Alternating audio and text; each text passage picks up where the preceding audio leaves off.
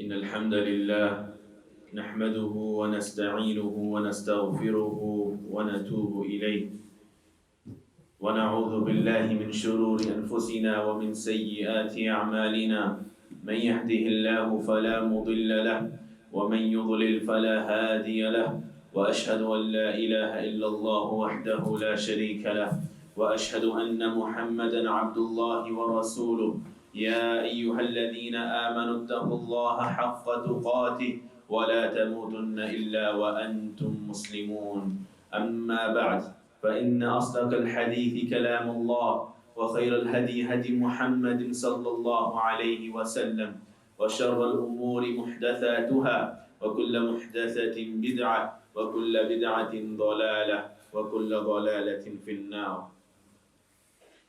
All praise is due to Allah subhanahu wa ta'ala. We praise Him and we seek refuge from Him, and we send our blessings and salutations upon the last messenger Muhammad sallallahu alayhi wa sallam. We find in the Sahihain a few narrations which make mention of a man who is in the hellfire, a man who Allah subhanahu wa ta'ala saves, a man who Allah subhanahu wa ta'ala grants Jannah. And remember, my dear brothers, these people that enter hellfire and then Allah saves them, these people, they are Muslims. And these people, they have something in common. We find in the narrations, the Prophet sallallahu alaihi wasallam, he said that there will be Muslims on the day of judgment. After the judgment has taken place, after the reckoning has taken place, and the people of Jannah are in Jannah, and the people of hellfire are in hellfire, there will be Muslims who are in the hellfire. But these Muslims are Muslims who sinned a lot, whose evil deeds were so much, but they had something in common. And their prophets, they will testify for them before Allah. And Allah will say to them, take them out and take them with you into Jannah.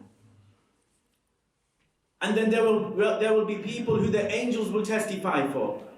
And the angels, they will go into the hellfire and drag these people out. And Allah subhanahu wa ta'ala, He will grant them Jannah. And these people are people who used to pray. This is what they had in common. They were people that prayed despite their sins, despite their evil doings. They still used to pray. And the prophets and the angels, they will recognize these people in hellfire. How? Their entire body is burnt. Their flesh has melted. But Allah will make it haram for the hellfire to burn the flesh on the forehead, where they used to prostrate, the mark of sajda. And the prophets and the angels, they will recognize these people from the flesh which remains on their foreheads, and they will come and they will save them. But yet still there will be people in the hellfire that remain, that were Muslims. The prophets can't recognize them, the angels can't recognize them. And then Allah, the Almighty, the most powerful, Allah will intercede.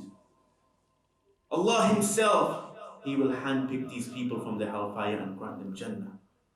Only Allah recognizes them. And these people who are in Jannah that Allah has saved, they are a special group of people. They will wear necklaces in Jannah, and they will be a special group of people, and they will be known as Udaqa ar-Rahman, the one that Allah subhanahu wa ta'ala saved. And there will be one man, the very last man who remains in hellfire, and the very last man to enter into Jannah. And he will be burning in hellfire, and he will say, Oh Allah, Ya Rab, release me from this fire. Oh Allah, this fire has burnt me a lot. The flames have burnt me, and the fumes, they have suffocated me. Oh Allah, save me. Allah will say to this man, if I save you, then do you promise that you will not ask me for anything after this? Ya Rabb, I promise. And he makes a covenant with Allah, he makes agreements with Allah, and he says to Allah, oh Allah, save me and I will ask you of nothing after this. Allah saves him. Allah saves him and Allah puts him at the pit of the hellfire. And he walks and he starts to escape. The hadith mentions that this man, he walks one step and he falls one step and the fire burns him one step until he goes away from the hellfire. And then he turns around and he looks at the flames of the hellfire and he calls out, Ya Allah, تبارك الذي نجاني منك لقد أعطاني الله شيئا ما أعطاه أحدا من الأولين والآخرين. Blessed is the one who has saved me from this.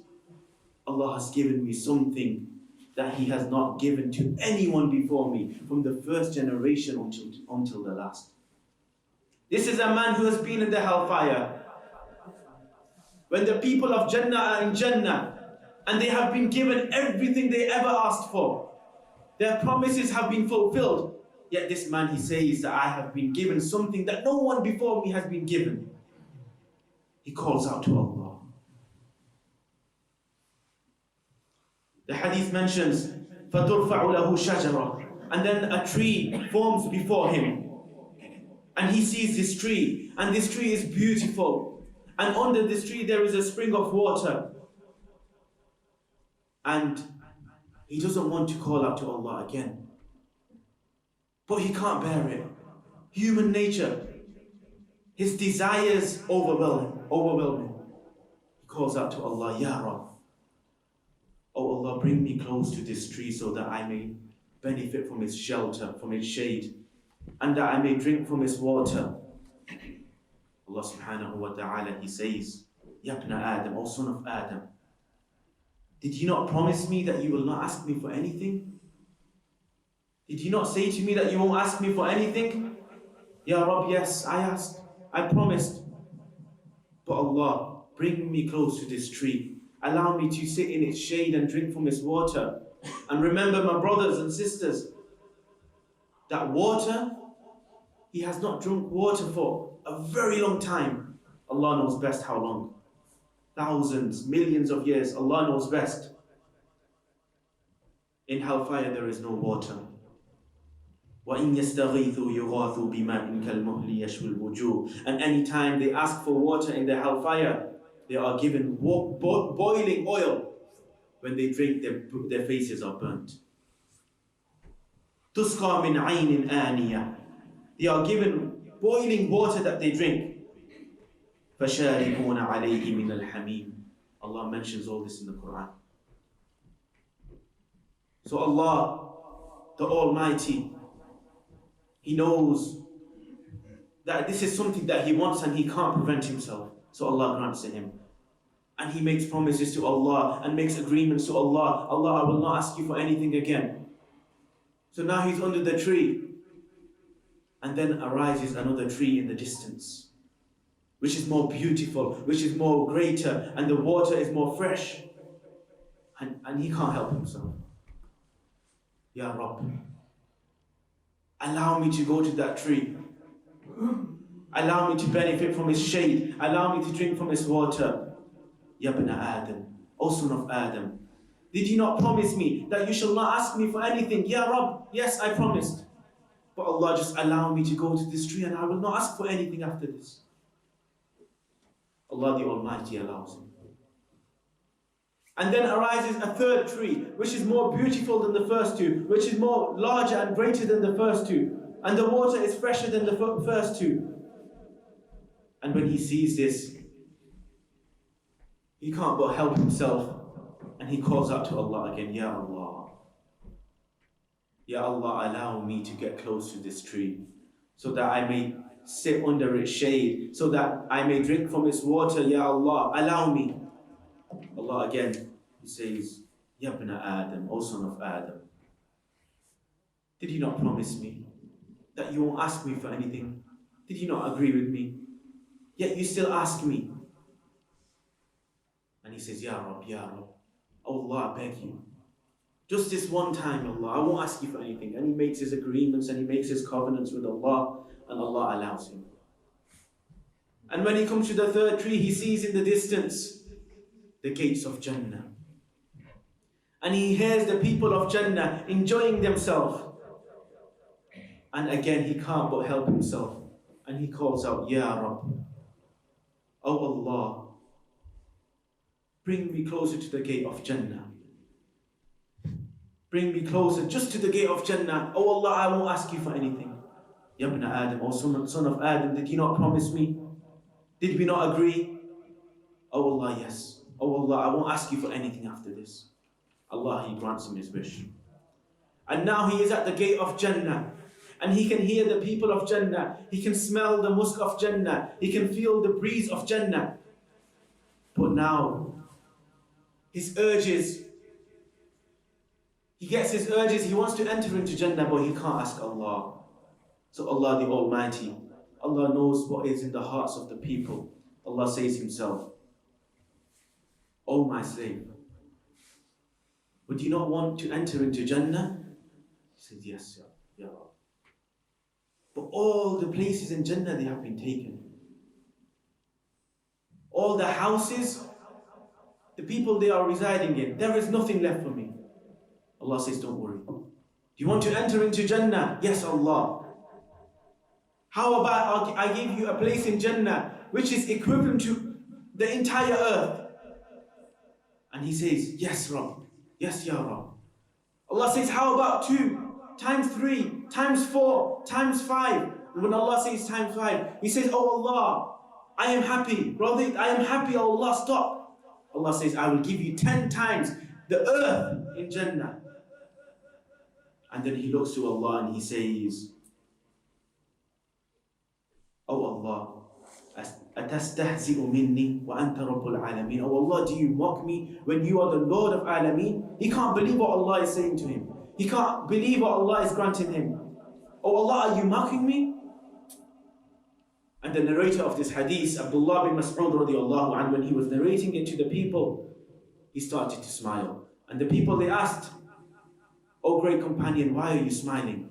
He said, I am smiling because when the Prophet ﷺ, he told us this hadith, he also smiled. And we asked the Messenger of Allah, Ya Rasulullah, why are you smiling? And the Prophet ﷺ, he said, I am smiling because when this man, he said to Allah, oh Allah, you are mocking me, Allah, he smiled. And this hadith, everyone who narrates this hadith, after the Prophet ﷺ and after Abdullah bin Mas'ud, every time they narrate the hadith, they smile. The same way when I am narrating it now, I am smiling.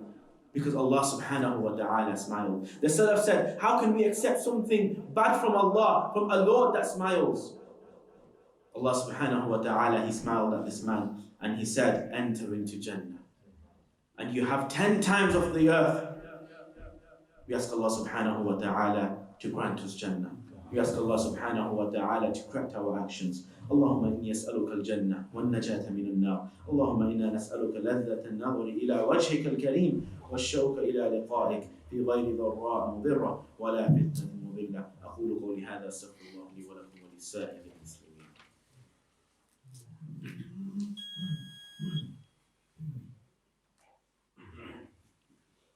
الحمد لله على إحسانه وشكر له على توفيقه وامتنانه وأشهد أن لا إله إلا الله وحده لا شريك له تعظيما لشأنه.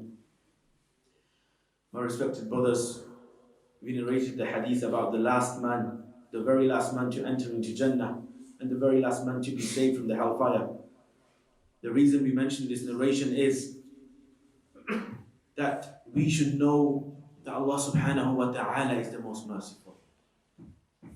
Never underestimate the mercy of Allah subhanahu wa ta'ala, no matter how many sins you have done, no matter how many evils you have committed. Allah subhanahu wa ta'ala, He is able to forgive them all. But my dear brothers, we need to realize that if you don't pray, if you don't respect and look after your parents, if you don't enjoin the good and forbid the evil, if you do haram and if you go away from the halal, if you backbite, if you envy one another, if you hate one another, if you slander one another, if you cheat, if you're indulging interest in haram, if you're wearing haram, if you're eating haram, then no, my dear brothers and sisters, we need to realize before it's too late that we need to seek forgiveness from Allah subhanahu wa ta'ala, the most forgiving, the most merciful. And we ask Allah subhanahu wa ta'ala not to make us up from the last man. We ask Allah subhanahu wa ta'ala to grant us Jannah before. And imagine if Allah gave this to the last man. Imagine what Allah subhanahu wa ta'ala has prepared for those who have worshipped Him, those who have followed His, those who have worshipped Him in a way Allah subhanahu wa ta'ala He deserves. Those who have followed the Prophet sallallahu alaihi wasallam. We ask Allah subhanahu wa ta'ala to forgive our shortcomings. We ask Allah subhanahu wa ta'ala to allow us, we ask Allah subhanahu wa ta'ala to make us of those who follow the Quran and the Sunnah. And we ask Allah subhanahu wa ta'ala to make our final abode Jannah. هذا وصلى رحمكم الله على الخير البرية وأزكى البشرية محمد بن عبد الله صاحب الخوض والشفاعة فقد أمركم الله بأمر بدأ فيه بنفسه وثنى بملائكته المسبحة بقدسه وأيح بكم أيها المؤمنون فقال جل وعلا يا أيها الذين آمنوا صلوا عليه وسلموا تسليما. And inshallah, if Allah subhanahu wa ta'ala gives us all life, maybe in the next khutbah we will speak briefly about the description of Jannah and what Allah subhanahu wa ta'ala has prepared for His slaves. اللهم صل وسلم وزد وبارك على عبدك ورسولك محمد صاحب الوجه الأنور والجبين الأسهر وارض اللهم عن خلفاء الأربعة أبي بكر وعمر وعثمان وعلي وعن سائر الصحابة نبيك محمد صلى الله عليه وسلم وعن التابعين ومن تبعهم بإحسان إلى يوم الدين. اللهم إني أسألك الجنة اللهم إني أسألك الجنة وما قرب إليها من قول وعمل ونعوذ بك من النار وما قرب إليها من قول وعمل. ربنا آتنا في الدنيا حسنة وفي الآخرة حسنة وقنا عذاب النار. سبحان ربنا رب العزة عما يصفون وسلام على المرسلين وآخر دعوانا عن الحمد لله رب العالمين.